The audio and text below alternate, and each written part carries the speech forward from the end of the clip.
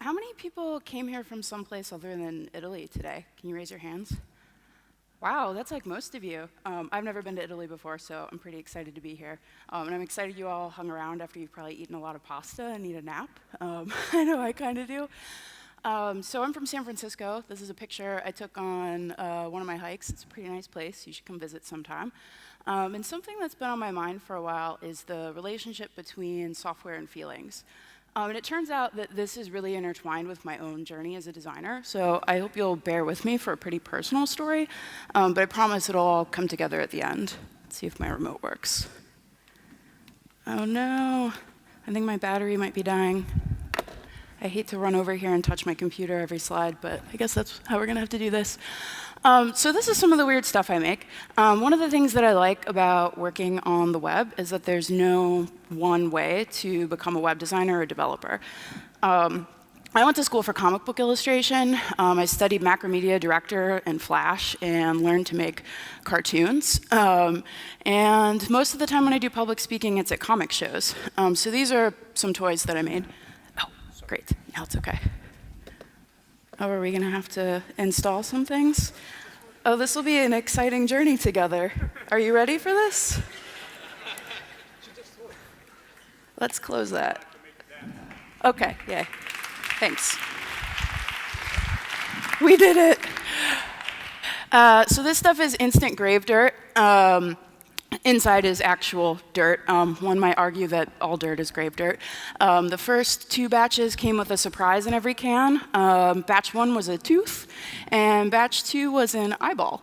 And this is the emergency sacrifice kit. And one thing you might not know about San Francisco is it's really difficult to get brunch reservations, and it's also really hard to get parking. So you can just pour out this pre-made virgin blood. It's strawberry flavored, so you can put it on a cake, and line up these candles in the shape of a pentagram.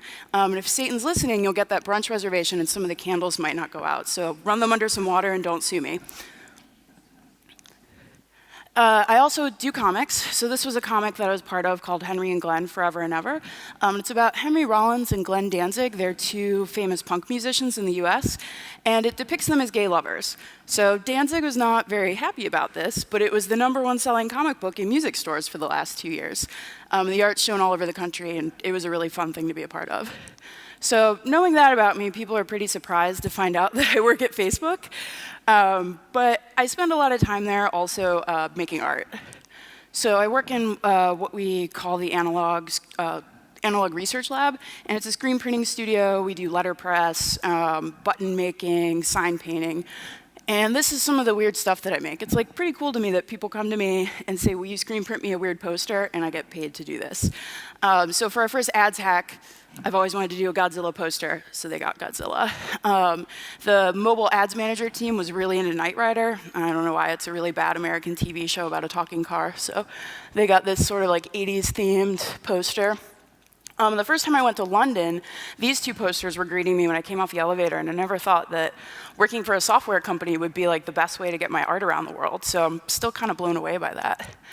And these are some recent ones I did. I helped put on a thing called the Facebook Design Lecture Series, and we bring people across a bunch of different creative disciplines to come speak at Facebook. This one was Kelly Sue DeConnick. She's an awesome writer of stuff like Captain Marvel and Supergirl. And then the other one on the right was a personal project that I put all over Facebook about the first American expedition on Annapurna. It was all women, and it's a really cool story. They sold shirts with this slogan to finance their trip. Come ask me about it afterwards. I would love to tell you all about it. But most of us don't get to start out our careers doing fun stuff, and I'm no exception. Now I'm going to start with the most embarrassing thing I have. This is my very first website. I had to go on the Internet Wayback Machine to find this because it lived on GeoCities in 1994. It is a fan page for my favorite band in middle school or high school, whenever that was.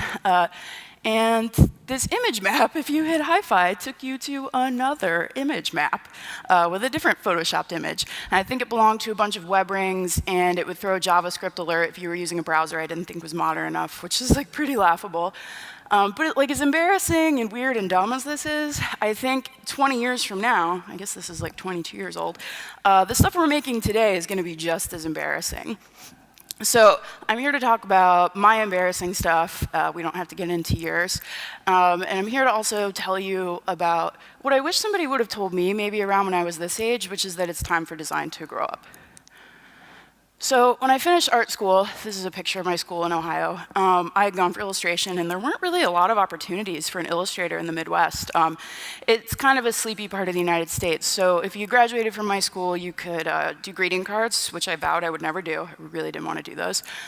Children's books, which I wasn't really good enough to do those, and I don't like kids, so that wasn't going to work. And then the other one was working for limited brands, which they, at the time, owned Abercrombie and like Victoria's Secret, and like that wasn't really my jam either. So I thought, the web designers I know don't seem to be living in their parents' basement. Maybe I can pay back these loans if I pursue that as a career. So my friend's dad came and said, hey, I've been advising for this company, do you want a job? And it turned out they were a multi-level marketing diet patch company. I thought, well, I don't have any morals. This will be hilarious. And if you're not familiar, multi-level marketing is kind of like a legal pyramid scheme in the United States. The interesting thing about diet patches is they're not regulated by the FDA or any sort of government body, so you can make any claim you want. You can say it'll turn you into a unicorn. So this is one of the things that we sold. It was originally called the supersize patch, but then McDonald's sued us. So it was called the Power Patch. We had our own in-house mad scientist who would try and pay us in pizza to test all of his weird, gross stuff. And I was like, I don't think that my health is worth a pizza, but thanks.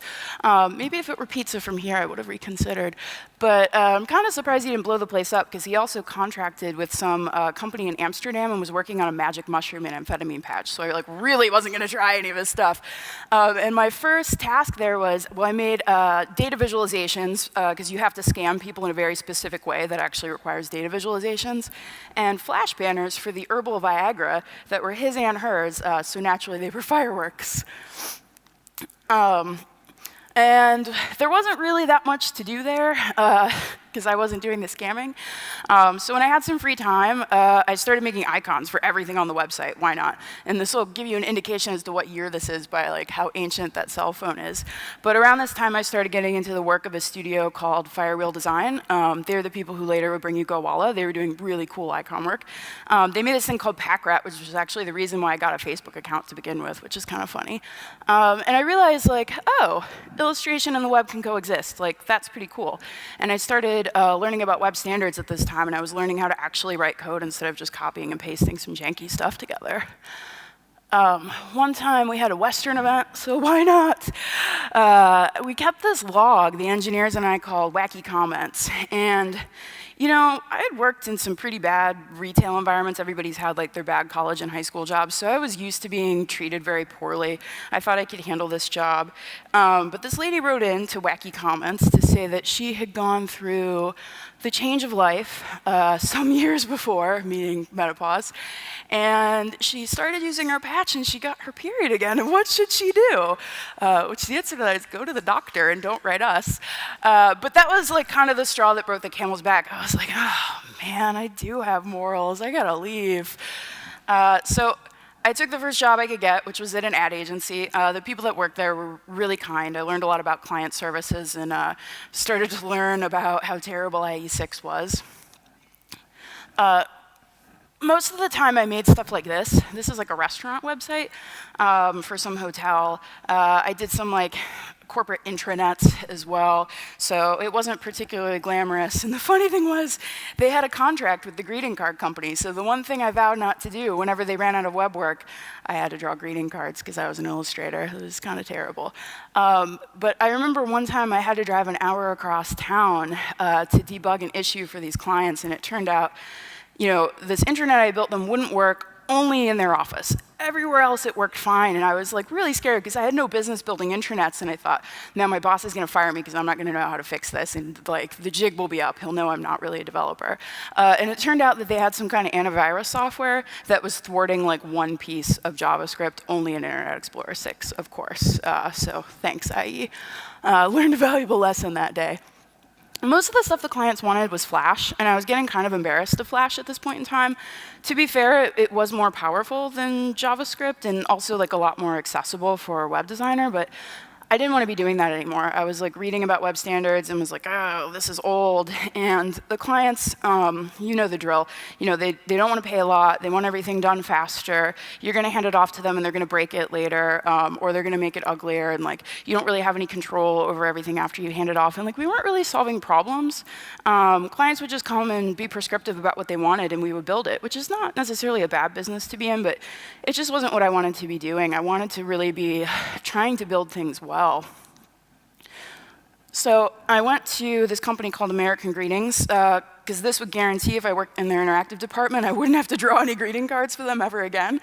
And so I instead helped people buy the electronic greetings. And like this cartoon says, when you work in greeting cards, it's Christmas all goddamn year. But they hired me as a UI developer, so I got to spend a lot of time building stuff, which was pretty exciting to me. And I, around that time, went to my first event apart, and I saw Luke Wroblewski give his now infamous talk about forums and how they suck, and I realized, wow, our forums really suck too. I bet I can fix this. So I came back, gave this presentation, and I eliminated a bunch of garbage that people didn't want to fill out anyway, and didn't make them sign up for an account before they sent greeting cards, and what do you know? People sent 60% more greeting cards, and I was like, oh, this is pretty cool.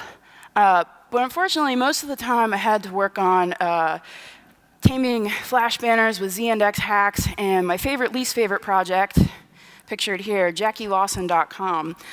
Jackie Lawson was this little old lady who lived in the English countryside, and she wondered one day, what would happen if I animated my watercolor paintings?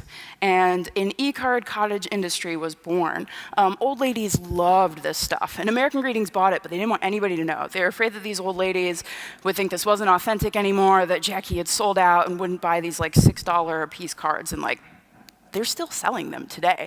So I was tasked with completely rebuilding this website exactly as is, but with CSS and HTML so that it would perform a lot better, but that no one would be the wiser and nobody would know that her nephew in her basement hadn't built it. So I went to find an old screenshot of it, but it turned out I didn't have to, because it still looks exactly the same, with the exception of they've added a like button. That's the one update this thing has seen in 10 years.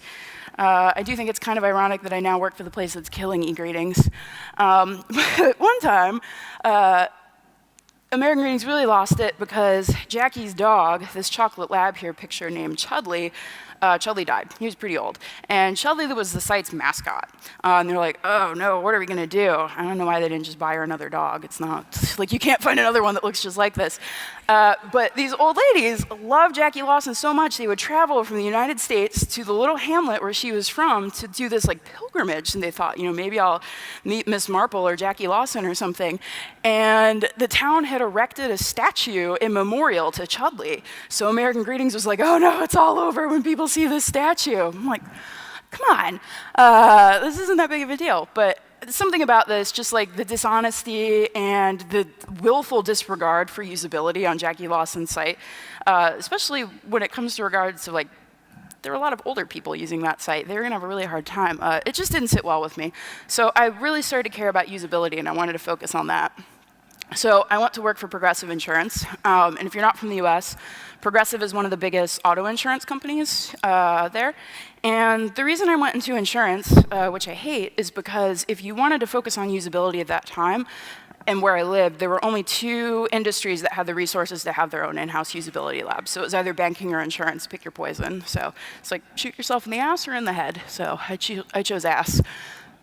So in that time, I did probably 200 usability tests, so I learned a lot about running user tests and what worked and what didn't. But it's in an insurance company's best interest for you to not know how it works. If you know how it works, you'll feel like you're getting scammed because you are, and then you won't buy it anymore. So that felt really deceptive and not good. Jumped ahead. So I worked on this project that was pretty pro-consumer. I had to like do a lot of lobbying, and I learned how to build a cost-benefit analysis, which is a gross thing I hope I never have to do again. But it turned out that if you do something pretty pro-customer, like let people sign up for recurring billing whenever they want instead of when they're buying the insurance, that the company can make a lot of money. So they let me do this, and then they did make a lot of money, and it was really cool because people were really happy because their insurance policies weren't lapsing because they didn't have to remember to come in, like log in and pay their bill because nobody wants to go to an insurance website. So I wanted to write a case study about it for my website. I thought, this will be cool, this will show how much we care about our customers, it'll be really forward-thinking, everything will be great. Except I underestimated how conservative a company named Progressive was. Somebody called some special HR hotline I didn't even know existed that came with its own special set of consequences, and they hauled me into a room and said, this keeps jumping ahead. They said, you need to take all of this down. And I was like being told no, so I put this little snotty message on my website in its place. But they're like, you can't show anything about your work. And I'm like, really? Like, you care more about keeping secrets than like telling your customers you care about them? Something about this just like, it doesn't feel good. It feels like I'm doing the wrong thing here. I gotta get out of town. And the opportunities were kind of limited in Ohio, and so I wanted to move to San Francisco. And I took the first job that would get me out of there. And I had wanted to move back to San Francisco for a long time. My family was originally from there. And when I finished school, tech companies weren't relocating people by the truckload like they are now. So you needed to have a little bit of experience to compete in that job market. That's changed a little bit since then. So I landed at Hotwire, which is an Expedia subsidiary. Expedia is the biggest travel company in the world. And I had been working on billing, like anything money related at Progressive, and I did all of their first mobile offerings.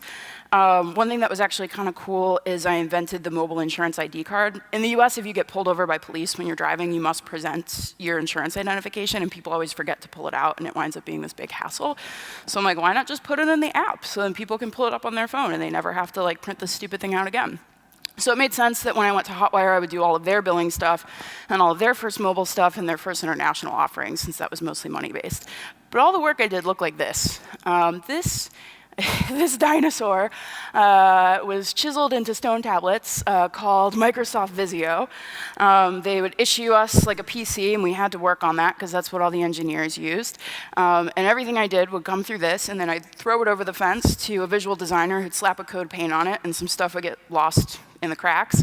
And they'd throw it over their fence to a front-end engineer, and some more stuff would get lost in the cracks. And it wasn't a very collaborative process. But the funny thing about this was our documentation for everything on the website. So anytime you change something, a piece of text, I had to go in and update all of these, because this was what our quality assurance agents used to decide like what actually should be on the website or not. And that was tedious and terrible. I hated it. And the other weird thing about Hotwire is their business model is called opaque. And what that means is Hotwire sells you this like red thing over here. That's called the Hotwire hot rate. And they have that mixed in with blue things, which you can't see, they're cropped out here. But what that means is Hotwire isn't going to show you the name of the hotel. And it's actually like pretty good for the consumer. So hotels have like supply overages. They need to unload, but they don't want to be associated as like a discount brand, so they don't want their name used. So Hotwire tells you what neighborhood this will be in, so you know you're not going to get stabbed. They tell you what the amenities of the hotel are, and then you book, and then you find out what the name is. But people didn't get it, and it was especially confusing because this was mixed in with like just regular hotel results, so some would show you the name and some wouldn't. So while it was kind of pro-customer, they didn't really do any content strategy to convince people they weren't being deceived. So I was like, I gotta get out of here. Oop. Oh, killed my joke. This clicker is ruining my punchlines. So then some startups came calling, and I thought, maybe if I'm actually designing the product instead of something in support of a product, things will be different. And I'll go to a startup, and I can pick the team that I want to work with, and I can define the language, and I can help define the product, and everything's going to be awesome. Except it wasn't. So this startup that was way too far away wanted to make me an offer, and I didn't want them to call me again, so I quoted them an outrageous amount of money, and they offered me more.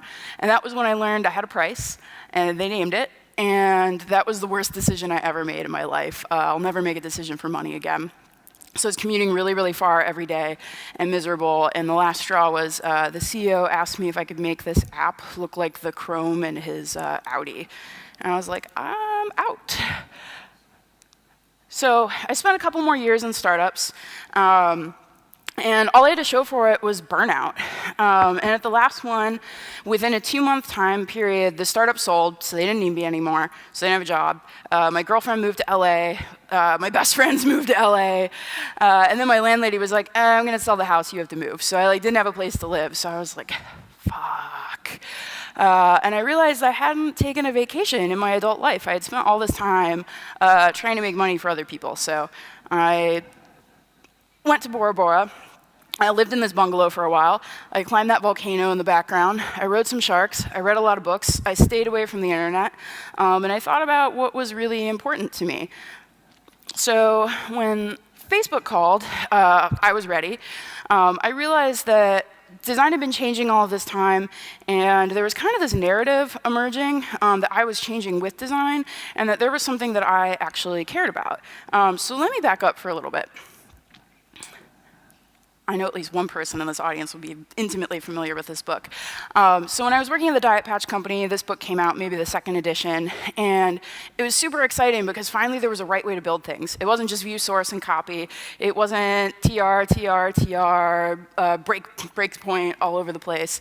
We had a right way to do things, and there was a great community building around this. And in some regards, like the web, while a lot of the technology has changed, like fundamentally things aren't that different than this book. So I was finally like learning how to be a real developer for a little while, but I haven't touched code in a while, and all these talks have made me feel like such a dinosaur. Everything has changed so much. But then this other really important thing happened. We started to get measurement tools, and most specifically, Google Analytics came out and was free to anybody to use in their website, and we could actually measure the value of the choices that we made, which was huge. Before, it was just like, well, I'm the designer and I don't like blue. People didn't buy that, and they shouldn't. So you could say we did this thing and the numbers went up and to the right. Isn't that great?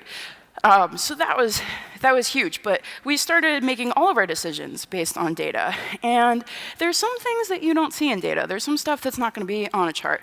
And we forgot about that stuff. We forgot about people's feelings. So this is a picture of my mom. She died suddenly when I was 25. And my first Mother's Day after she died, I was working in American Greetings. So of course I had like 10 test accounts. And on Mother's Day, all of them were inundated with Mother's Day emails. And like I wasn't expecting to feel anything, but it was really emotional for me, and it felt terrible. And I felt super alone, and I knew that like nobody had set out to make me feel bad, but nobody tried not to either. And we had one of those dumb open office floor plans, so I didn't even like have anywhere to go be alone. And this is my inbox, the most recent Mother's Day. And this is probably what my inbox will look like every Mother's Day forever, because nobody cares about this problem. Nobody's going to solve it, and the only way I cannot get this is to opt out of all marketing emails, which arguably is impossible as well. But it's not just emails. It's not just marketers. I know designers, we like to blame marketers for everything.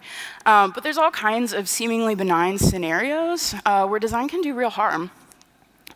So this is Progressive's mascot, Flo. She is on TV 24/7. Every time I hear her voice, I'm set into a murderous rage. But when I worked at Progressive, our customers hated us. And it's because the government makes you buy insurance, so you have this government-mandated product that's intangible, and you only ever interact with it when something terrible happens. Like, of course you're not going to like it. So some people in my work thought, well, maybe if we give a little bit of transparency into the ratings factor, people to understand why we charge them what they do, and this will be a good thing, right? And it seemed all well-intended. And then we got in the usability lab, and we're like, okay, we're going to show people their credit scores.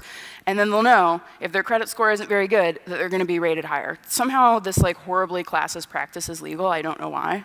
The US is weird. But we showed this woman her credit score, and she broke down in tears because she had been hospitalized a couple years earlier, and it bankrupted her family, sent her credit score plummeting, and this just brought back all of those memories. So if you see your credit score when you're not expecting it, it can be a real shock and trigger some really, really bad stuff for you. Similarly, when I was working for Hotwire, we would upsell people on promotions, like you're going to Florida, maybe you want like a Disneyland ticket or Disney World, whatever it is, water parks, like a car or something, and then a year later, we would send you an email again and say, hey, you want to go back to this really fun vacation, except a lot of people book travel for funerals. This is not a great thing. They don't want to be reminded a year later of that person that they cared about. And while all of this was going on, depression, adult life, responsibilities, sitting in a desk job started to sink in. And I gained a lot of weight, like 100 pounds. I don't know what that is in kilos, but it's a lot. It's kind of ironic that would happen while working at a diet patch company. It just goes to show none of this stuff worked. But I began to realize that a lot of people, myself at that time included, lived in a world that isn't designed for them. I think we've all probably felt like this dog at one point or another. I tried to get a picture of the bear that stuck its head through the dog door, but I couldn't find one high enough res. But you should look it up on the internet, it's really funny. But there's a lot of things that most people take for granted. This guy, for example, can't fly comfortably on an airplane. He has to ask for a seatbelt extender, which is really embarrassing, and the plane might not have one. Things that are fun for other people wind up being a source of anxiety. This sign, if you can't read it, is saying basically like if you're too big, you can't go on a roller coaster. And when you go into a store and they don't make clothes that fit you, you start to believe there's something wrong with you. Everywhere you go, there's this subtle message chipping away at your brain telling you that your body doesn't belong, and that's why people aren't designing for it. And there's all kinds of design gaps that are missing huge parts of humanity when you look around. So this is the experience for somebody who needs to get food stamps, which is like government assistance in California. I'm going to ask if you notice anything strange, and in case you can't read what this says, I'll point it out. It requires you to provide an address. If you don't have one, you can use a fake address, but it's really, really hard to fill this out. This is ridiculous. And last year, I was trying to book a vacation to go to Tahoe or something like that. And everything was going wrong on this website. The search results were coming back too far away from where I wanted to go. They weren't the dates that I was trying to travel. Like, everything was going wrong, and this website was feeling really hostile. I finally booked a place, and they had to cancel at the last minute because of wildfire. So I'm like frantically, the week of my birthday, trying to like book something. And the website says, well, we need you to verify your identity. So I try to upload my driver's license a couple different ways. No error messages fire, but it doesn't work. And so I'm just like, ah! And I agree to answer a few questions to verify who I am. And that's when Airbnb asked me if I knew my dead mom. So at this point, I was pretty sure they were trying to ruin my birthday. So there's a lot of places where unintentional design can have really serious consequences. If you've ever been to Los Angeles, this is kind of a famous picture of a real parking sign. Nobody has any idea how to park in LA, so everybody gets tickets constantly. You never want to drive in LA. And this is called the Pedestrian Danger Index. It represents the likelihood that a pedestrian is going to get struck by a car. The nationwide average is 52, so a high number is really bad. And what all these cities have in common is that they have prioritized their intersections for speed. And when you prioritize something, you are inherently deprioritizing something else, whether you realize it or not. In these cities, when they prioritize for speed, we're deprioritizing for pedestrian safety. We're not always honest about the risk that our choices present. What happens when people don't understand a ballot? So this is the ballot from when George W. Bush was elected. There was a lot of controversy because you had to punch holes in this thing in the middle. It was called like the hanging Chad controversy. Those little holes were called Chads because people didn't know which hole went to what candidate, and they didn't punch the things all the way through. So nobody even knew how to interpret the votes. And there's still a lot of confusion today about whether or not the right thing even happened. And what happens when your doctor can't understand your patient records? A doctor sent an Ebola patient home because there was a malfunction in the software. And this is the cockpit of a Legacy 600. In 2006, it killed 154 people when it collided with a Boeing because a bunch of critical warning lights were too understated in this instrument panel. And like, I would have no idea if some kind of alert happened on this thing. There's so much going on here. So sometimes our intentions are really good and things still go wrong. Every year after my mom died, my stepdad, for every birthday and Christmas and holiday, would give me Bath & Body Works gift cards. And if you don't have that here, it's this soap store in the mall that was really popular in the 90s. And his reasoning was that my mom liked Bath & Body Works, so I would too. So it was actually really sweet. But I hate Bath & Body Works. It smells like middle school to me. So every time I got one of these, I thought, like, wow, you really don't know me at all. And this shouldn't be a reflection on his character at all, because he is a wonderful person, and dads just generally don't know how to shop for people. But sometimes you think you're giving somebody a gift, and you're not. So in 2014, Facebook thought, we'll give everybody a gift with this great thing called Year in Review. And we'll slap some confetti around your post that has the highest engagement, and it's going to be awesome. Except not everybody has a great year. And we gave everybody Bath & Body Works gift cards that year. And sometimes you think you're designing a feature to keep people safe, and you're not. So Facebook asks that people use the name they use in their day-to-day life on Facebook. They believe that this will prevent bullying. But it turns out that if your name isn't on a government-issued ID, it's really hard to prove who you are. And there are a lot of people for whom documentation to their authentic identity is a huge obstacle. So I actually, when this happened, I quit what I was working on to go change teams and try and solve this. But the very policy and tools that we created to keep people safe were being used to bully the people we needed to protect the most. So what do all developers and designers, I had to add the developers bit for this talk, have in common? Just take a guess. Anybody shout something out? No? You're shy? Too much pasta? Okay, that's fine. I get it. Privilege. We've all chosen to do something we care about tremendously. Most people don't have that choice. My parents didn't. Most people are just trying to get by. And most people don't even choose to use the stuff that we work on, unless it's like a fun game or something, like they have to use it. We're kind of holding them hostage with our work. And we don't stop being human when we go online. Bad stuff happens to us, and we still have to take care of business. We've got to get our car out of the shop and get our kids to soccer practice and make a doctor's appointment. But before we can do any of that, we have to use this piece of software that isn't working the way we expect it to, and we just want to pull our freaking hair out. So what can we do? The bad news is there's not an easy checklist I can give you. If there were, the internet would be perfect and nobody would be hurt ever. But I'm going to tell you just some of the stuff I'm trying and hope that maybe it helps you too. So the first thing is I don't conflate empathy and sympathy. And empathy has been like a big buzzword in design the last few years. And the difference is that sympathy is when something bad happens to someone and you feel bad for them. I see you trip and I know it hurts and I feel bad. But that's really different than empathy. Empathy means you feel the same thing that somebody else is feeling. And we can't feel empathy for people if we don't know what their problems are or if we don't honestly acknowledge what those problems are. And Indy Young has a great book about this subject and listening to people in general called Practical Empathy. I highly recommend it. The other is I try to work with people who aren't like me. Without diversity in your teams and in tech in general, we're not going to solve very diverse problems. You're going to wind up with a lot of robots that'll order you toilet paper. So last year, I went to the White House as an innovation fellow to talk about strategies for improving diversity in all of tech and leadership. And I try to amplify other people's voices within my company.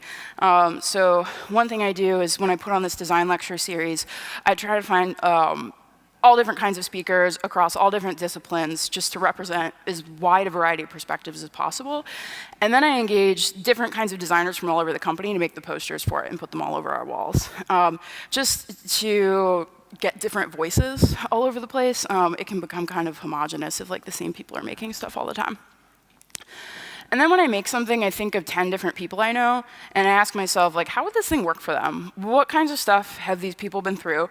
And in their toughest moments, would this stuff still work? It's pretty easy to just ask yourself this simple question. How would blank my thing work for someone experiencing, I don't know, what's the worst thing you've ever gone through? Would your thing still function then? Would you be really frustrated with it? Would the cute copy suddenly not hold up? And in this day and age, you have to ask yourself, too, if the thing that you're making can be used to hurt people. And if so, are you building appropriate features to keep people safe? So a weird thing I do, and in Europe, you have actual public transit, so you can probably do this, too. In most of the US, people are like, what's a bus? But I go to the first bus or train that comes to my stop, and I just get on and I ride it till the end of the line. And I try to watch people without being a creep or getting too close. But usually there's a mom with a toddler, and she's trying to make an appointment on the phone, and she's got a bag of groceries, and the kid's screaming and running all over the place. And there's somebody who needs to ask for directions in another language. And there's somebody who's late to work. And I think about all of these people who are probably also using a phone at the same time, and would the thing I'm working on work for them? Would they rage quit? But I just mostly try to keep myself open to humanity. Learning from failure is a really important part of my process. So I'm going to tell you about the biggest mistake that I made in my design career. The second biggest was I went to a job interview and asked a vegan for a steak recommendation, and I did not get that job. So this thing, I worked for a social media analytics company, and what that meant was, if you look at Google Analytics, it'll say 30% of your traffic came from Twitter, but we could say, Tony Hawk, you made X dollars from this tweet, which is pretty cool. But our customers were all really different. We had like Zynga, who was a game maker, and then like Tony Hawk, who has like videos and skateboards to sell. So my boss, our CEO, reasoned people need software that's equally as flexible, because their business can be anything, so the software should be anything, and we'll let them roll their own. They can plug in their own data, decide what's important, and just from a drop-down, pick what kind of visualization they want. And at the time, I was still like really deep into doing user experience, so I contracted out the visual design to some company in the Ukraine, and we were like, make it skeuomorphic. People will think it's desktop software and trust that it'll be great, except it wasn't. People didn't want this at all. They hated it. It turned out they were paying us to tell them what was important. They didn't know, or else they wouldn't have been buying our software. And they didn't want to spend a bunch of time plugging in their data and then trying to figure out what was meaningful. And they also thought this looked like Windows, and it turns out that people don't really like Windows very much. So that was when I realized, oh my God, everything's all my fault. I listened to directions instead of doing what I knew was right and wasted a year of my company's runway. I listened to directions when I knew that I should have been doing user testing to find out what was the problem people actually needed to solve. And it was my responsibility to advocate for my process, and it was my job to tell other people what my job is. I can't expect the CEO to know how to design. He's busy being a CEO. I need to tell him that this is what we need to do the right thing. And I didn't do that. So we threw that thing away, and we came up with this, which was much simpler. You just plugged in your Twitter and your Facebook account, and we would pull out what was important and tell you, these are the things that you need to do again. And people loved it, because it was super simple, and they didn't have to do any work, and they could say, oh, this thing, I'll do more of that. And I realized, like, wow, I just wasted so much time, and my company's about to go under, and like maybe they still would have been around if I hadn't done that. And the last thing is, when you really fuck up, you have to apologize. People appreciate humility, and sometimes you're going to make mistakes, but the only way to move forward is to accept responsibility. So when Year in Review happened, my friend Eric Meyer was probably the most egregiously harmed by this. We showed him a picture of his daughter who had passed away. So I didn't work on that, but I felt a deep sense of obligation, and I asked him if he would please come talk at Facebook about his experiences, and very generously he did. So I made this poster with a quote from his talk that I ship to all of our worldwide offices. They're everywhere, all over Facebook. And every year we take down the posters, and so I reprint these and send them everywhere so that we will never forget what we did to him that Christmas. And at Facebook, it seems like we have infinite resources to do our jobs, but that means nothing if we don't know what the right thing to do is, and if we don't advocate to all the people we work with to do the right thing. So a couple years ago, I got really into hiking. I wanted to take control back of my body, so I kind of got into fitness, and I got this personal trainer, and I took this picture standing on the top of Half Dome. And what I really like about nature in general is it reminds me of how insignificant I am. I look at it something like this and think these mountains have been around for 1,000,000 years, long before my terrible GeoCities website, and they'll be here for 1,000,000 years after. Facebook will be long gone. These will be here. Nothing I did mattered. And it just reminds me that I'm insignificant. I'm not that important, and I think it's important for designers to remember, like, we're not that important. The people that we're making things for are. So if you're not familiar, Half Dome is this really grueling hike in Yosemite Valley, and it was probably also your desktop wallpaper a couple years ago. It's this weird dome-shaped peak that is a 22-mile-long hike. I don't know what that is in kilometers, but it's about 3,000 meters-ish high. And if you're from the Midwest like I am, you're probably going to get altitude sickness and want to barf while you're doing it. And the last bit of the hike, you pull yourself up these crazy cables, and it's on the steepest part of this thing. So you don't come up over this like round part, you come up over that nearly vertical part, and you pull yourself on these. And those pegs are just sitting in those holes, so if you pull on them, they come flying out. Those boards are just laid across them, they'll come flying out too. It's terrifying. And when you get to the top, you're only halfway there. And going down is way scarier and worse, it turns out. And what this reminds me of in design is that we spend all of our careers learning to make things that work well and that look good, and that's only one half of our job. The other half of our job is doing the right thing and getting the people that we work with to also do the right thing. Thanks.